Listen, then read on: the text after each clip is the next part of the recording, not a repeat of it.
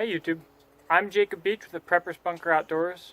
Today I have a very unique video for you because I'm going to be comparing the Varusteleka Skrama to the Fox Macio 2 Machete, and we're going to be looking at how they perform specifically as a one-tool option.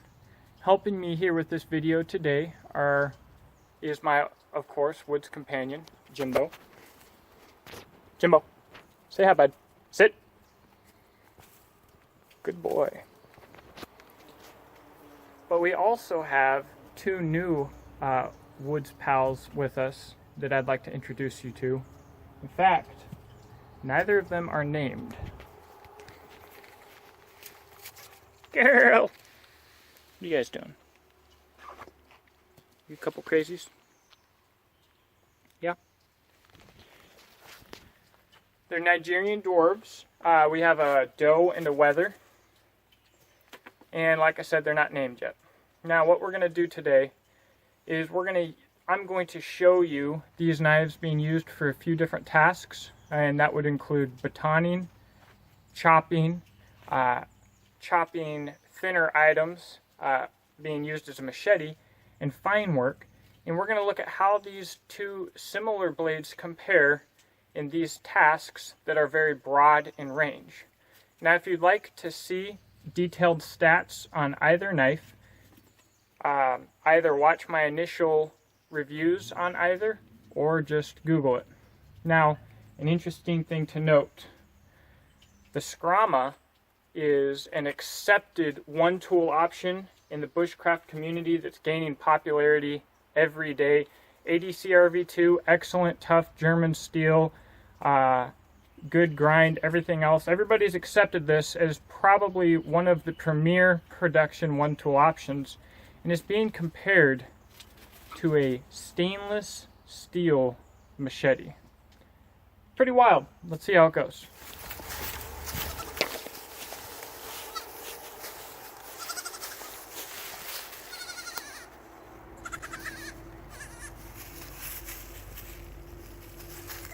Now when it comes to a comparison of use for machete tasks, it's actually the Skrama that has something to prove.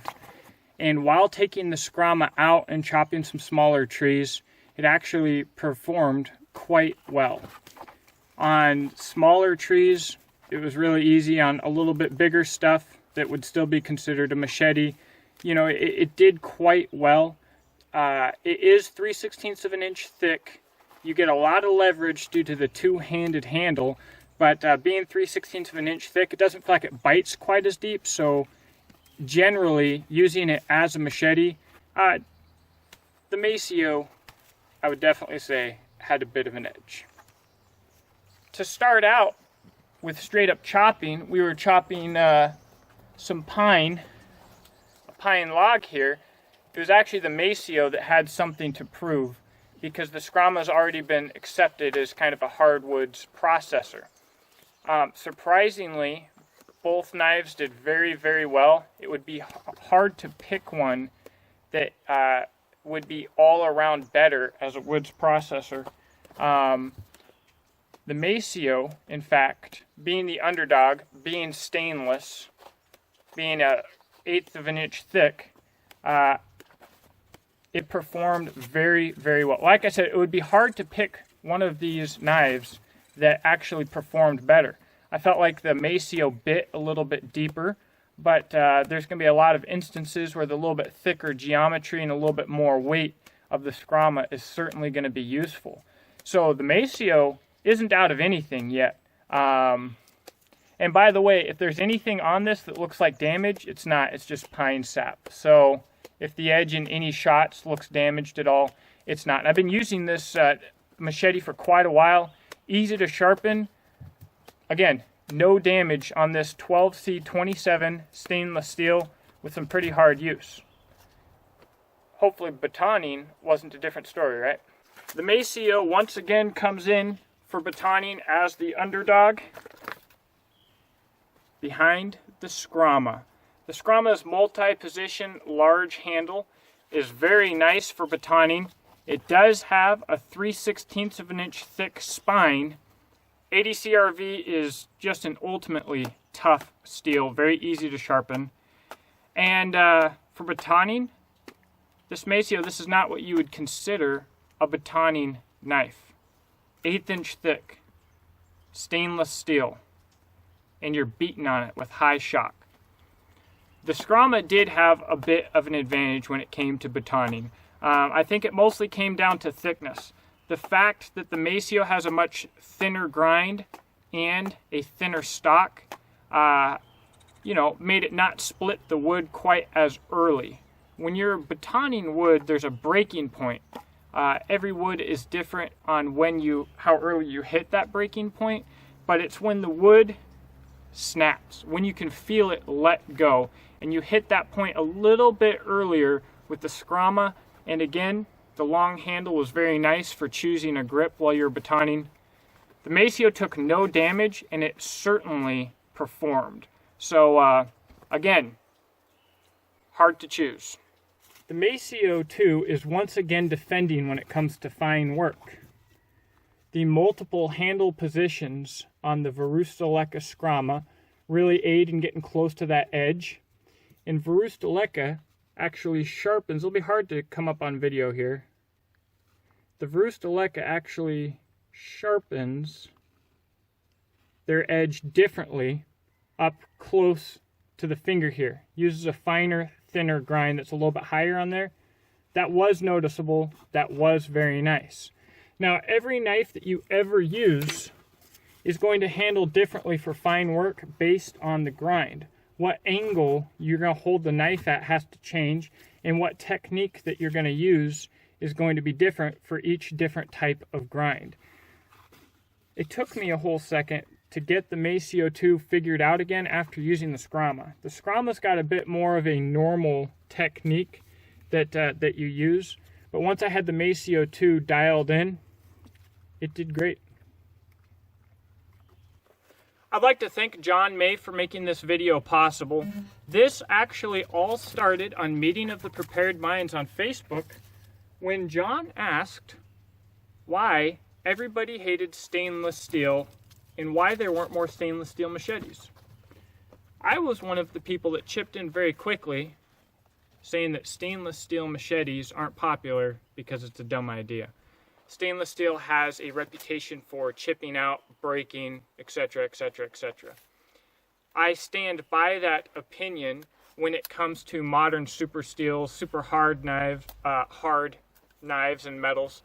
To me, those are things that just really don't belong in the woods and are typically more common and more popular for collectors and people who compare knives by numbers on a chart. I'm not one of those people. John sent me this machete, which is his personal machete. I've been using it for probably a year now. I have to apologize to John for that because I've had this thing forever. No damage. It's worked great. I was wrong.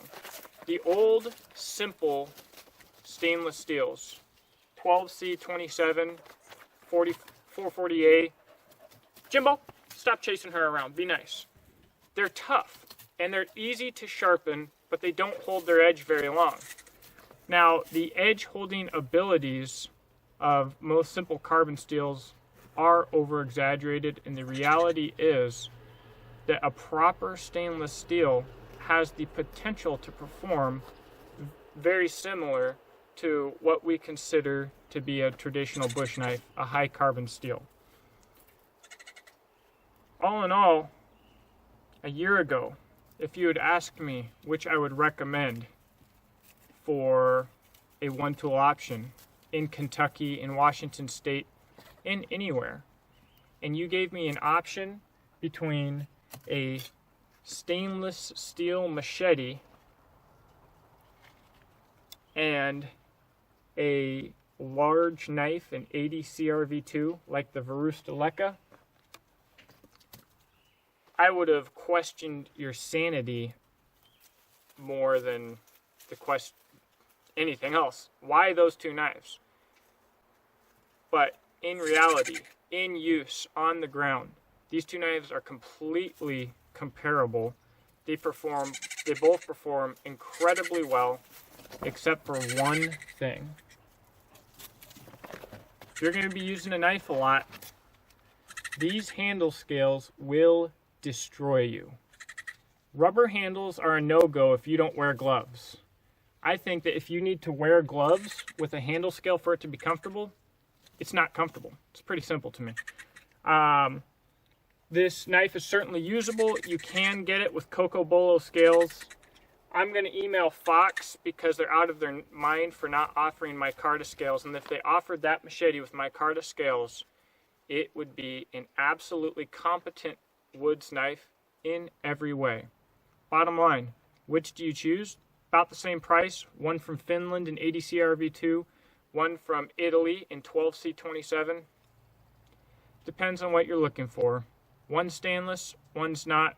One's a little thicker, one's a little thinner. They're both tough. They're both going to perform very, very similarly. They're both awesome knives, guys. Let me know what you think in the comments. I realize that a lot of people are going to be very surprised that a stainless steel machete performs this way. And that's all right. It's the honest truth. The thing performs. I wouldn't take anything from either of these knives. They're both phenomenal. I think that everybody should at least use both of them. And if you buy either of them, you will not be disappointed. Now, pretty soon, we'll be comparing this to the Schrade Jessica X, designed by Chris Tanner, head-to-head, as well as a plethora of other knives of similar sizes. So stay tuned, stick around. Please share this video with your knife-loving buddies or your woods buddies, and let me know what you think in the comments, because as you guys know, I love talking to you. Have a great day.